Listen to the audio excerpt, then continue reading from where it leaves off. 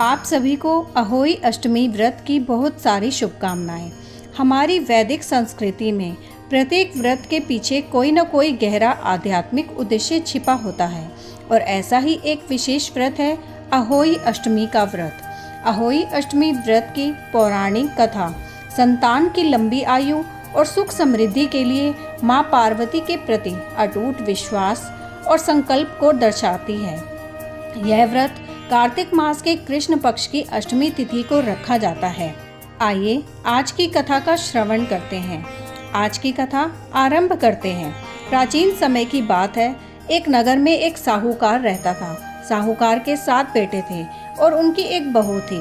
साहूकार का परिवार बहुत सुखी था, लेकिन उसकी बहू को संतान सुख प्राप्त नहीं हो पाया था, जिसका दुख उसे हमेशा रहता था।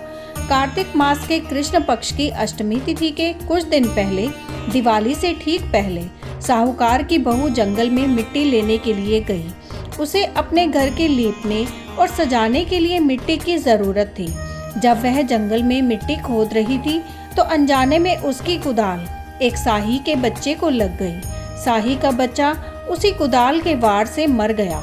इस घटना से साहूकार की बहू को बहुत पश्चाताप हुआ। वह बहुत दुख हुई और साही के बच्चे की मृत्यु के कारण वह बहुत भयभीत हो गई। जल्द ही उसे एक और बड़ी विपत्ति का सामना करना पड़ा। साही के बच्चे की मृत्यु के दोष के कारण एक एक करके उसके 7 बेटों की भी मृत्यु हो गई। बेटों की मृत्यु से साहूकार और उसकी बहू गहरे शोक में डूब गए। बहू को समझ आ गया था कि यह सब साही के बच्चे को मारने के पाप का फल है। जब साहूकार की बहू ने अपनी यह दुख भरी कहानी अपनी पड़ोस की स्त्रियों को बताई तो उन्होंने उसे सलाह दी, हे बहू, तुम बहुत दुखी हो। यदि तुमने अपने इस पाप से मुक्ति पाना चाहती हो और अपनी संतानों का सुख वापस पाना चाहती हो तो तुम्हें अहोई माता का व्रत करना चाहिए।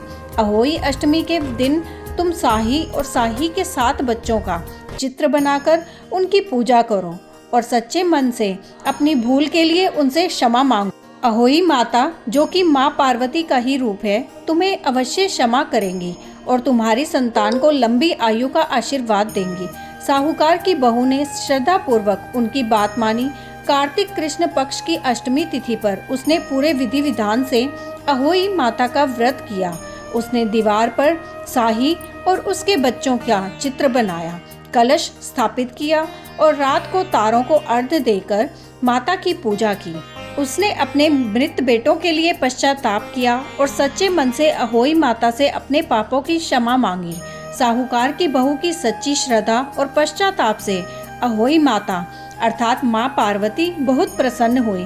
उन्होंने बहू को दर्शन दिए और उसे क्षमा करते हुए वरदान दिया कि उसके सभी पुत्रों की आयु लंबी प्राप्त होगी। अहोई माता के आशीर्वाद से साहूकार की बहू को वापस से संतान सुख मिला और उसके पुत्र दीर्घ आयु हुए।